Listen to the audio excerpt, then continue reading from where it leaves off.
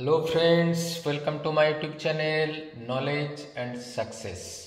आज देखो उच्च माध्यमिक परीक्षार्थी बंधुদের জন্য এবিটিএ কোশ্চেন পেপারের 345 পেজের সলিউশন নিয়ে আসছি।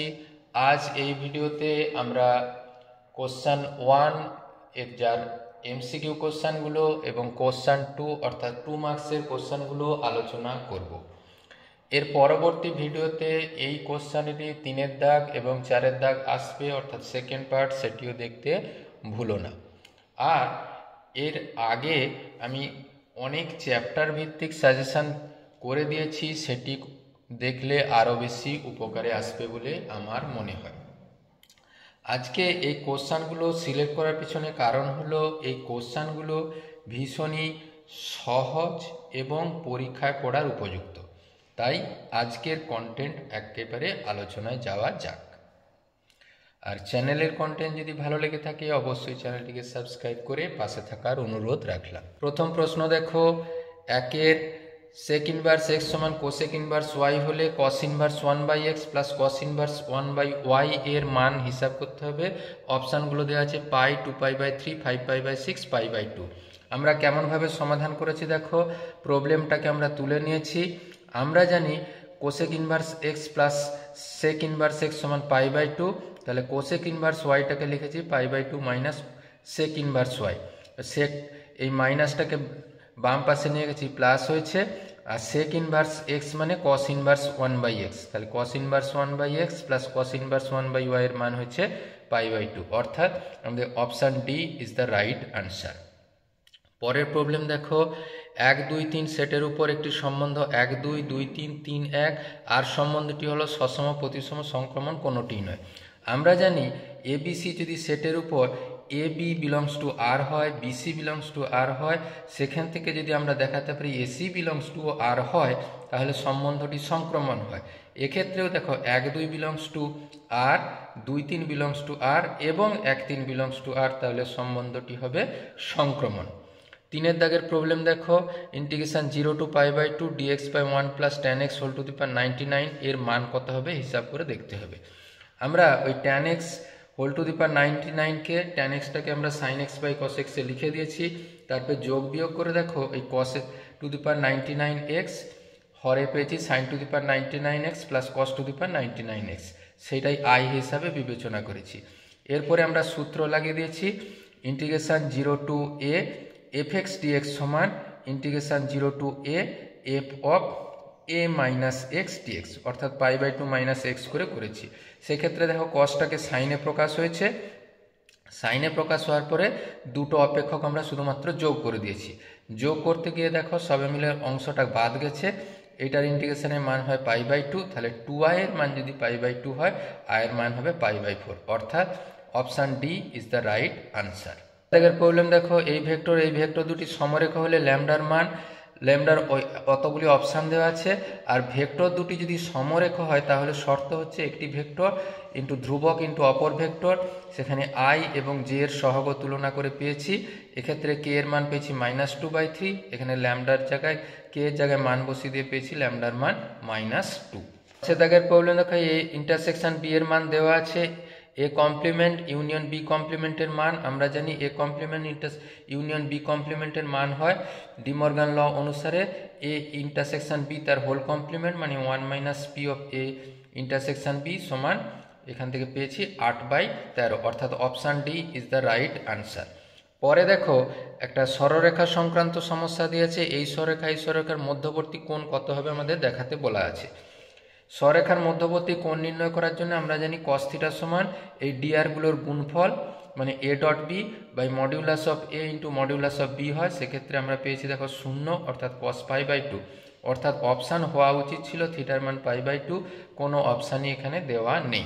অর্থাৎ দেখো সমস্যা দেখো 1 plus y1 whole square whole to the power 3/2 y2 এই অবকল সমীকরণের মাত্রা কত হবে। এখানে y1 যেহেতু আছে একটা অবকল সহগ, সেটাকে আমরা যেহেতু এটা 3/2 একটা করণীযুক্ত পদ, সেটাকে হোল স্কোয়ার করে দিয়েছি। সর্বোচ্চ ঘাত আছে এখানে 2, তার পাওয়ার আছে 2, অর্থাৎ এই অবকল সমীকরণের মাত্রা হবে 2, অর্থাৎ option A is the right answer.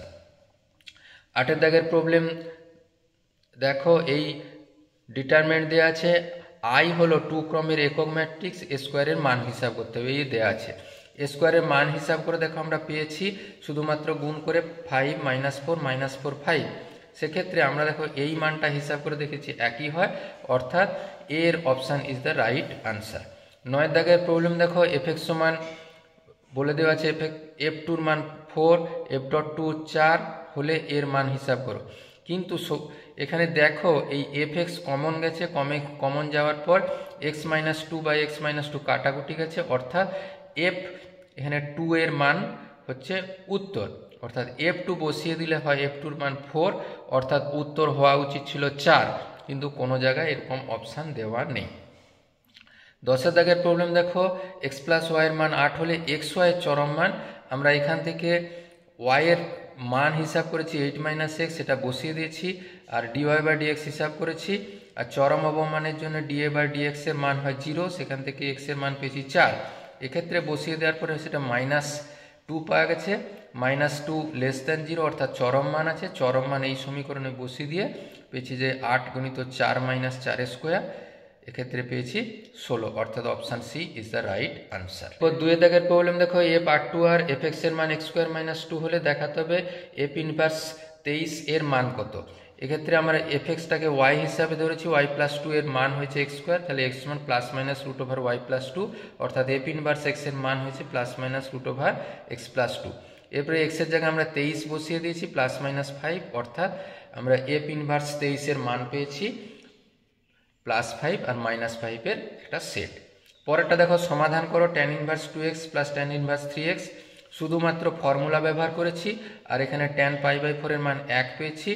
সেক্ষেত্রে আমরা সমাধান করে পেয়েছি, শুধুমাত্র সমাধান করে মান হয়েছে x এর মান -1 আর 1/6। প্রবলেম দেখো, এ ডিটারমিনেন্ট এ ম্যাট্রিক্স দেওয়া আছে, তবে বি ম্যাট্রিক্স হিসাব করতে হবে।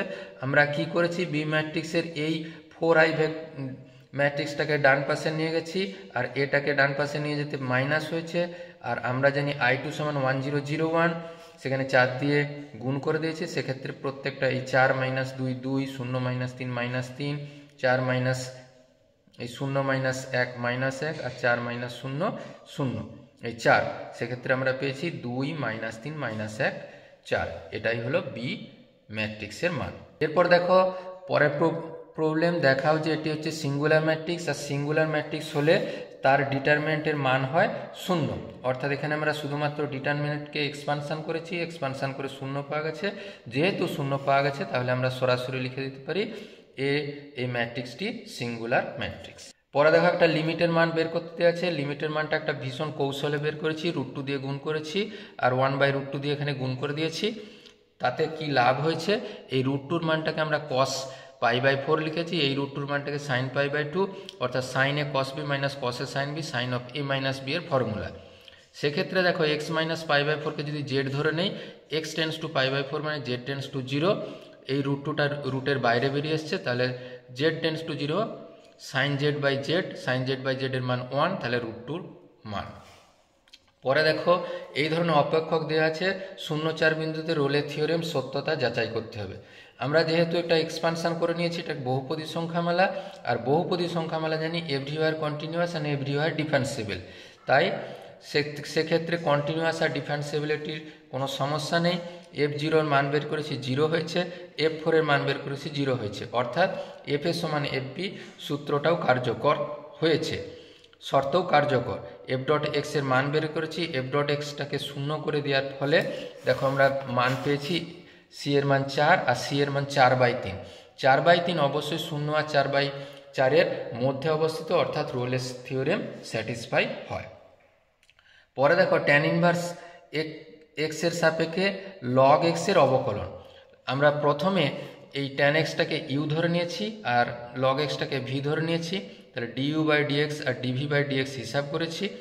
আমরা জানি u এর সাপেক্ষে এটার মানে dv by du, chain rule ব্যবহার করেছি, dv by dx divided by du by dx, তাহলে 1/x divided by 1/1 plus x square, তাহলে 1 প্লাস এক্স স্কোয়ারটা লবে গেছে, তাহলে ভাগ করে 1/x x, তাহলে tan ইনভার্স x এর সাপেক্ষে log x এর অবকলন হবে x প্লাস 1/x।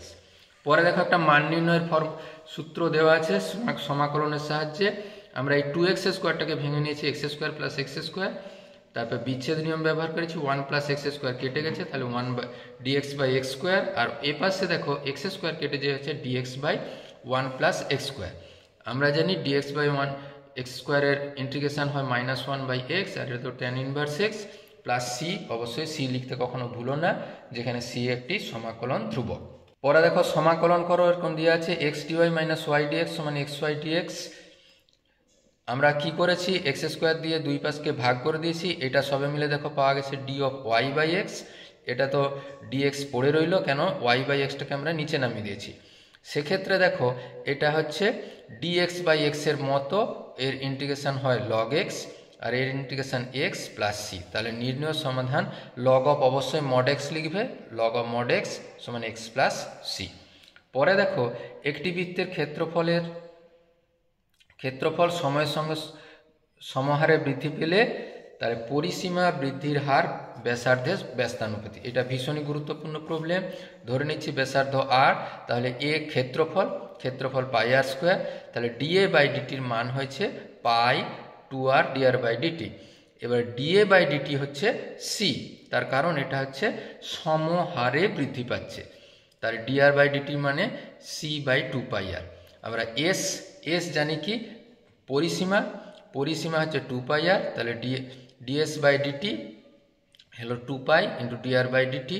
এই ডিআর বাই ডিটি এখান থেকে মান বসিয়ে দিলাম, তাহলে সি বাই আর, তাহলে ডিএস বাই ডিটি অবশ্যই 1 বাই আর এর সাথে সমানুপাতি, মানে আর এর সাথে ব্যস্তানুপাতি, অর্থাৎ শেষে লিখে দেবে পরিসীমা বৃদ্ধির হার ব্যাসার্ধের ব্যস্তানুপাতি। এই দাগের প্রবলেম দেখো, এই ভেক্টর, এই ভেক্টরের মডিউলাস দেওয়া আছে, এ ডট বি দেওয়া আছে, এ আর বি এর মডিউলাস এর মান হিসাব করতে হবে। আমরা জানি a vector minus b vector তার হোল স্কোয়ার, শুধুমাত্র সূত্রের মতো করে ভেঙে দিয়েছি, এ স্কোয়ার বি স্কোয়ার আর এ ডট বি এর মান বসিয়েছি, সবাই মিলে পাওয়া গেছে 5। তাহলে এর মডিউলাসের মান হবে অবশ্যই √5, কেন স্কোয়ারের মান হয়েছে 5 বলে।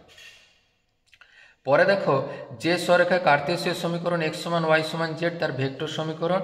আচ্ছা, এই সমীকরণটাকে যদি অন্যভাবেও আমরা লিখতে পারতাম, তাহলে x মাইনাস 0/1, তাহলে y মাইনাস 0/1, z মাইনাস 0/1, তাহলে 0 0 0 বিন্দু দিয়ে এ ভেক্টর আর এর মান কত হয়, এ বিন্দু দিয়ে গেছে ইন্টু ধ্রুবক ইন্টু এই কোফিসিয়েন্টগুলো ইন্টু বি যদি ভেক্টর চিন্তা করা হয়, তাহলে দেখো 1 1 1 অর্থাৎ lambda into I plus J plus K, কেন এটা 0 0 0 বিন্দু দিয়ে গেছে বলে।